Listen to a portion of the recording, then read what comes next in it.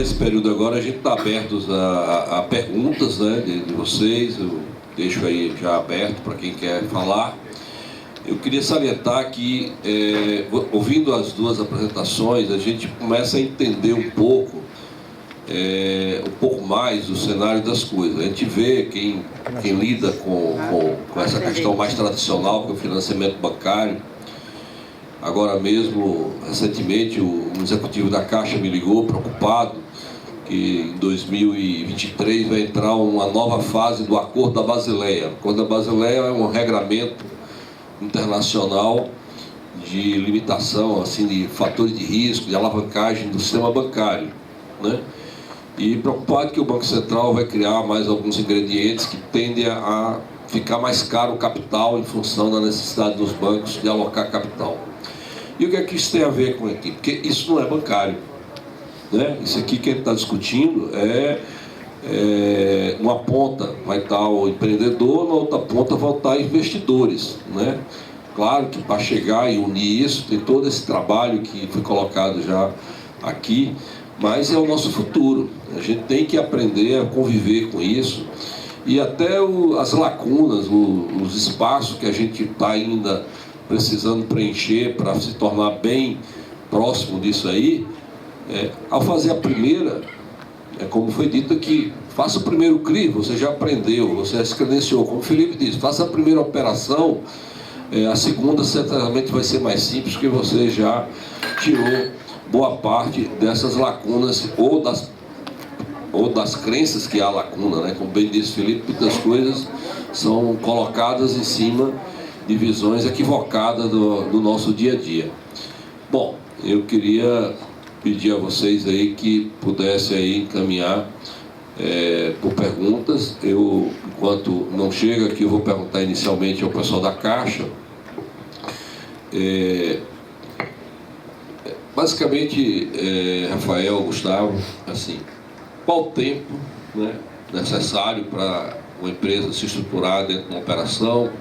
Qual o valor mínimo de operação que você acha que é possível, né, que nossas empresas são pequenas, médias, no padrão da Bahia, né? Então, às vezes, para uma visão de São Paulo, são todos pequenos ou micro, né? Então, qual é o TIC médio, qual é o padrão mínimo da gente poder viabilizar uma operação no modelo Caixa e qual o tempo que vocês veem que isso é necessário para se estruturar?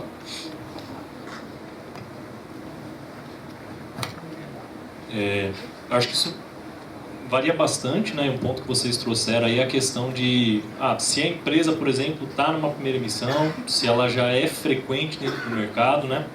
Isso faz muita diferença, pessoal, porque uma vez que você tem ali uma primeira emissão, que ela já está feita, em alguma medida, dependendo do tipo da estrutura da dívida, acaba sendo até Ctrl+C, Ctrl+V do que foi a emissão anterior, obviamente atualizando algumas informações, né?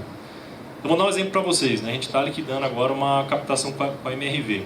Então, a MRV é um emissor frequente, né? Se você pegar ali no mercado de capitais, eles têm de 9 a 10 bilhões ali em emissões, seja via CRI, seja via debênture, né? A gente fez, por exemplo, o kick-off, né, que é quando você dá a largada ali na operação, foi no dia 28 de março. Né? Em 18 de abril isso já estava aprovado lá no nosso conselho diretor. Mas principalmente porque a MRV é muito rápida nessa estruturação. Então não tem, né, ao longo ali do acompanhamento, ao longo da estruturação da operação, tudo flui sem travar. Para a primeira emissão, eu colocaria ali que um prazo médio que essa operação vai rodar é em torno de 60 dias. Né? Depende da estrutura de garantia, né? Eventualmente, se a gente vai fazer um negócio um pouquinho mais engenhoso, com pró-soluto, enfim, você vai ter uma garantia imobiliária que, por alguma razão, a avaliação lá do imóvel pode ser travada e tal. Vai variar, depende um pouquinho do tipo de estrutura que a gente está colocando, né? Mas eu colocaria ali que é em torno de 60 dias. O ticket, né, mínimo ali, um ticket médio que dá para trabalhar, tem várias formas de você fazer essa captação, né? Então eu dei até o exemplo de uma consultora do Piauí que estava ali, né, fatura 30, 40 milhões, está captando ali mais 20 milhões, é praticamente o faturamento anual, né? Só que é para um empreendimento específico, então o cara praticamente faz uma operação com um plano empresário, né? Vai ter as mesmas características, talvez um pouco mais flexível, você vai ter ali um agente externo acompanhando a obra, mas no final das contas acaba sendo uma operação muito bem amarrada, como o colega ali trouxe, né? Então você consegue, às vezes, 10 milhões, 15 milhões, se for um empreendimento específico, dá para fazer.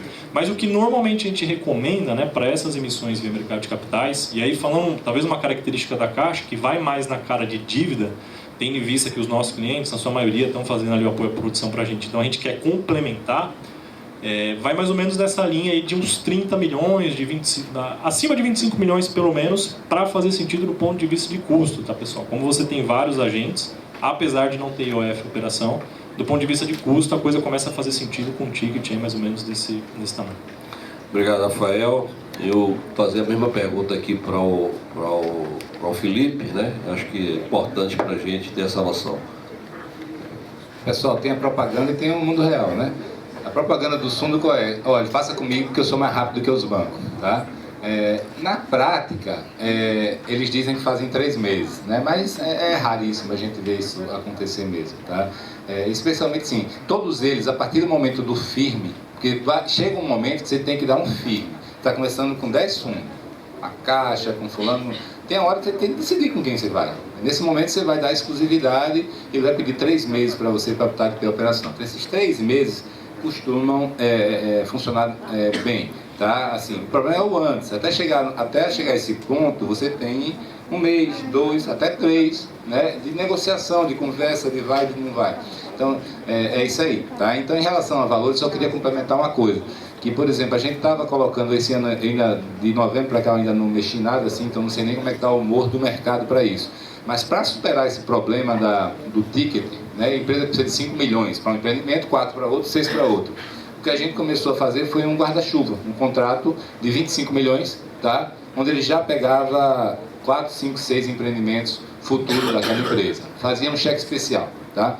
Então a gente, em vez de pegar o dinheiro na cabeça, 25 milhões, a gente fazia por tranches, 6 meses, e ia liberando. Tá? Inclusive uma empresa do ACEBIC está para fechar o contrato dessa maneira, assim, que ele pega 6 empreendimentos dele e fecha com fundo para já ficar resolvida a vida dele. Beleza. Pessoal, um pouco do que está dizendo aqui é o seguinte, os tempos dependem muito de empresas, de análises que são feitas às vezes por outras empresas de consultoria e tudo mais. Para isso a gente precisa também, além de ter essa governança que está falando, nós do setor imobiliário, a gente tem que estar muito atento alguma coisa que está para acontecer agora. Também em 2023, se não for prorrogado, a gente vai ser obrigado a colocar os recebíveis numa central de recebíveis imobiliários. A CEBIC já fez alguns eventos, eu acho que alguns de vocês já devem ter participado, mas quem não participou é bom procurar entender isso.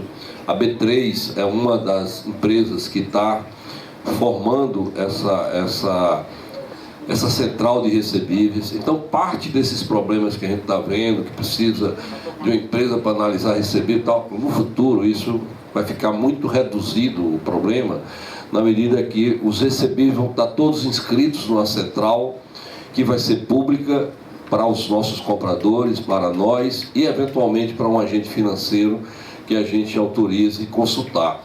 Então isso vai dar uma credibilidade aos nossos recebíveis imobiliários muito, muito intensa, né? Tanto é que recebi que nas discussões, tanto com o Banco Central como com a ABCIP, que é a Associação dos Bancos, recebi que comprou essa ideia, brigou para incluir inclusive o loteamento, já que o foco do Banco Central era criar essa central só para atender aos financiamentos do plano empresário, mas a CEBIC entendeu que essa central pode ser um grande instrumento para nos credenciar esse mercado de capitais, reduzindo esses custos que nós sabemos que vão ter de análise de recebível e tudo mais. Então, quem puder já pode se aproximar, a B3 já tem feito parcerias com empresas que já estão se habilitando a colocar seus recebíveis lá. Bom, eu não sei se os palestrantes foram tão claros, mas eu até agora não percebi nenhuma vontade de pergunta. Então, eu estou aqui aguardando aí o primeiro levantar de mão para poder a gente enriquecer aqui o nosso painel. Não. Olha lá, graças a Deus o nosso Lino ali apareceu e aí a partir daí a gente vai.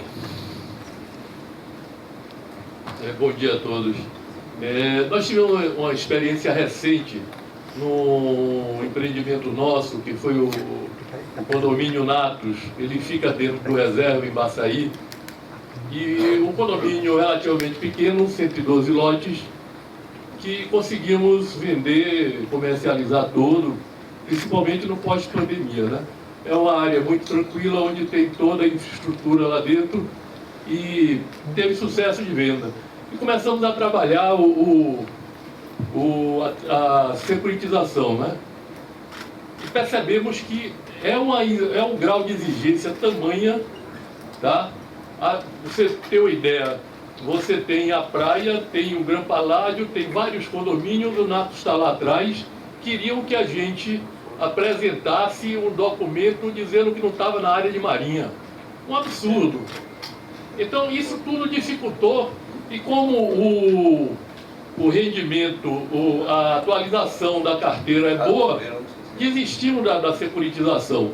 Mas o que eu percebi, uma necessidade, principalmente para as empresas do meu porte, é que o seguinte, se houvesse uma startup que cuidasse desse objetivo e você começasse a organizar a sua obra, porque tem toda a documentação que é comum a toda obra, loteamento, é tudo igual, licença ambiental. Então eu achava que devia ter uma startup que cuidasse disso e você fosse ajustando toda a sua documentação para quando você finalizasse, você tivesse tudo aquilo que é exigido pelas securitizadoras, que terceirizam toda a parte documental, e fica realmente um negócio difícil. Então nós desistimos realmente, não porque a gente não atendesse as informações todas, é porque a gente vê um grau de informação muito grande e a carteira é rentável, está sendo corrigida, preferimos receber tudo num prazo de 6 anos, corrigido, sem problema, e quando tem, a carteira é muito boa, quando tem uma inadimplência, tem logo alguém querendo comprar, então fica aí a ideia da startup aí para... Deixa eu só falar, primeiro, a questão de alguém para analisar a carteira, para quando for precisar, né, já está mais ou menos o serviço feito. Tem empresas que se propuseram a isso nos últimos anos, até pessoas muito próximas de mim, amigos pessoais, mas infelizmente não funcionou. Porque assim, é muito difícil um fundo, um fundo desse qualquer, ele terceirizar a análise do core business dele, assim, qual é a qualidade, o rating, etc. Ele até tem rating, tem tudo. Mas o que aconteceu foi que acabou que essas certificadoras, que são elas não conseguiram fazer isso. Elas fazem o trabalho de service muito bem, etc. e tal. Tá? Então, eu não vi ainda... Todo mundo tem sua equipe própria para fazer essa análise. Segundo ponto, o que a gente faz lá é o seguinte, uma das vantagens desse trabalho da CEBIC, é que pode ter sido uma experiência ruim com essa daí, e com outra, ou se a gente tivesse 5, 6, 7 ali, você de repente ia achar um que ia ser mais tranquilo. Então esse é o primeiro grande ponto. Ter as opções para você escolher aquilo que eu falei da química, né? De repente tem uma outra que quer dizer, não, eu vi aqui e vi que não é. Tá? E a startup que você falou, ela existe, né? Agora em março, mês passado, ela começou, a gente já está fechando uma operação, onde ela, além de ser o menor custo, 14%, é startup, ela não quer ganhar dinheiro com isso, tá? Então é um mindset diferente, tá? E ela faz exatamente uma startup que tá fazendo isso de maneira muito mais rápida e mais flexível, com custo menor que tem no mercado, dá 14% all-in, tá? Então, 14,5%. Então, assim, engraçado porque aquilo que eu falei, o nosso trabalho é ficar rodando o mercado para entender o que está acontecendo. Então, a gente acaba que as empresas também avisam a gente quando está acontecendo isso, tá? Então, essa startup hoje, para loteamento, já existe.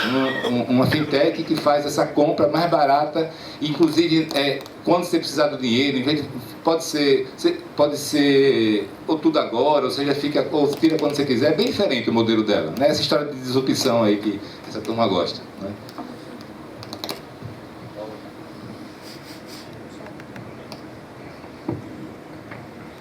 Só um complemento aqui também, e o que o Felipe falou é bem verdade, né? Realmente está dentro, quando a gente negocia com esses investidores, quando a gente leva as propostas para eles, tá realmente ali no DNA deles de querer estar por dentro ali do que está acontecendo na operação, né? Esse é até um desafio que a gente tem na Caixa, né? Porque eventualmente a gente fala, peraí, a gente entende do segmento, né? A gente tem as construtoras, temos 15 anos de relacionamento e tal, mas isso de alguma forma tem um atrito ali porque o investidor às vezes quer participar demais, né? E basicamente o que a gente na Caixa faz, talvez como que, vamos dizer assim, equilibra um pouquinho talvez essa força para o nosso lado, é que a gente entra na operação com bolso, por exemplo, né? Então, se a gente entende que a empresa, e aí de fato, talvez a nossa análise difere um pouquinho da do mercado, porque a gente tem que olhar balanço, tem que ver se tem capacidade de pagamento, mas quando a gente entra com garantia firme, né, isso de certa forma mitiga, né? Então, às vezes o fundo imobiliário ele faz muita exigência. Então, eu basicamente chego, ó, estou estruturando essa operação, né? Se vocês quiserem entrar conosco, eu acho que vai ser legal, vai ser um cheque, uma captação que vai ser dividida, mas são essas as condições. Então a gente consegue equilibrar um pouco melhor essa força, né, que é o que a gente tem feito. Mas de fato tem muita coisa que precisa mudar. A gente teve problema aí com o Laudêmio também, que eu entendo que eu acho que é a situação que você trouxe. Agora em maio, né, a partir de agora vai começar a vigorar a nova lei que regulamenta ali as securitizadoras, né? Então tem todo um arcabouço ali de talvez um mercado que estava um pouquinho aberto, né? Apesar de você ter a CVM nas emissões públicas, né? As securitizadoras ainda ficavam um pouco soltas. Então eu entendo que após essa normatização, e a securitizadora vai ter ali uma diretoria de operações, enfim, eu entendo que esse mercado vai ficar um pouquinho mais crível ali do ponto de vista de documentação, né? Pelo menos é o que a gente espera. Bom, eu acho que fica aí do que o Lino colocou, né? Acho que talvez até, Felipe, assim, talvez a gente, porque ele falou mais da parte mais documental do próprio empreendimento, né? Talvez a gente, igual hoje no financiamento imobiliário, isso está mais dominado, de repente, se a gente puder criar algum tipo de roteiro, talvez também ajude padrão, né? As empresas a se prepararem para isso. Mas eu acho que foi bom, Lino, você colocar, porque na verdade tudo é iniciando, né? Pelo menos para nós. Então, a curva de aprendizado vai nos trazer mais facilidade no futuro. Bom, nós temos uma agenda grande aqui no Ciduscom. Não, Vieira Lima quer fazer uma pergunta, não posso negar que é o nosso presidente. Nosso vovô, né? Nosso vovô, né? Nossa empresa tem um contrato de financiamento da produção com a Caixa e que envolve a questão dos recebíveis. Como é que eu faço para operar esses recebíveis com você de forma complementar? Deve ser pró-soluto, né? Não, recebível é o dia a dia dos fundos. Tá? Um monte de coisa que eu falei aqui não é de prateleira. É um fundo que faz, são 5 fundos que fazem, 2 fundos que fazem. Esse daí é o que todo mundo faz. Então, assim, basicamente o mais fácil, vamos dizer assim. Tem os fundos, tem uns que estão atrelados, são pró-soluto, que são bem menos fundos que fazem, e os que não tiverem pró-soluto, aí é tranquilo mesmo. Assim, é bom porque o poder da negociação passa a ser do empresário, né, e não do fundo. Tem mais fundo querendo que empresa. E eu queria só aproveitar, Carlos, já que está terminando, para dizer o seguinte, pessoal. Disso tudo eu quero dizer uma coisa, tem gente aqui que vai querer e vai se adaptar e gostar de trabalhar com fundo, tem gente que não vai, não é para todo mundo. Eu mesmo, antigamente, eu não queria, tinha muito gringo. Na DIT, a gente captava investidores estrangeiros para o Brasil, eu só vivia aqui na Bahia, conhecia todo mundo lá fora, tá? E eu não queria. Não quis, porque era muito difícil, cultura diferente, uma desconfiança do brasileiro, sabe? Era um mundo distinto, eu não queria, não era para mim. Aí tem um amigo meu lá do Rio Grande do Norte que conseguiu pela DIT um fundo que comprou metade da empresa dele, está indo bem até hoje, tá? Então, assim, tem de tudo, minha gente. Do mesmo jeito tem investidor para tudo, tem empresário de todo tipo. Tem empresário que vai achar um absurdo você ter uma carteira de recebível com 1% ao mês, ou 0,75% ao mês, e tem outro que vai dizer, pô, eu quero isso aqui para comprar um terreno para ir. Tem gente que vai dizer que é caro, tem gente que vai dizer que é mais barato que o capital próprio dele. Então tem de tudo. Vejam se vocês têm realmente perfil. Você passa a ter um sócio, praticamente, o cara que vai estar olhando ali, não é um sócio como se fosse equity, mas mesmo um devedor, o cara vai lá, vai fazer pergunta, vai ter, qualquer um deles vai fazer due diligence jurídica, e assim, não dá para fazer uma cartilha, porque mais uma vez é o know-how de cada fundo, assim, cada um tem um escritório jurídico diferente, cada um deles tem advogados que passaram por histórias de vidas, experiências mais diferentes. Teve um cara, de repente, que teve um problema enorme, porque ele não pediu uma certidão se era terreno de marinha. E ele foi demitido do escritório jurídico por causa disso. Esse cara, o resto da vida, vai dar um peso desproporcional para isso. Então, assim, não tem como fazer uma cartilha, porque cada um deles analisam a carteira de maneira diferente e analisam a due diligence de maneira diferente. Tá? É simples assim. Tá? Do mesmo jeito que cada um de vocês analisa um terreno, algumas coisas são regras, sim, mas cada um tem a sua história de vida que vai dizer: eu lancei um empreendimento tal que não deu certo naquele lugar, nunca mais eu quero lançar lá. Pronto. Isso aí, obrigado a todos e a gente fica aí à disposição de vocês, tá? Eu encerrar, queria o Gustavo, o Rafael. Tá? Eu queria só agradecer também, pessoal, nos colocarmos à disposição. Acho que o Felipe colocou muito bem, tem bolso para tudo. O melhor bolso é aquele que para você faz sentido, né? Fundos são excelentes alternativas, CRIs sozinhos, sem fundo, também são. Tudo depende do custo, tudo depende da estratégia da companhia, né, das empresas, e tudo depende daquilo que é melhor para a sua análise, né? Então, a Caixa está à disposição, né? Sempre esteve, sempre de mão dadas aí com o segmento, nas suas maneiras tradicionais de negócio e também agora em mercado de capitais, e também nas conexões deste negócio de mercado de capitais com os fundos, com os CRIs sozinhos que a gente encartera e depois pode distribuir para os nossos clientes pessoa física a um custo menor também. Enfim, tem várias alternativas, pessoal. Acho que o importante é vocês saírem daqui, né, sabendo que existem curiosos, buscando informações, se aperfeiçoando, e que vocês tenham bastante sucesso aí na estrada, tá bom? Muito obrigado.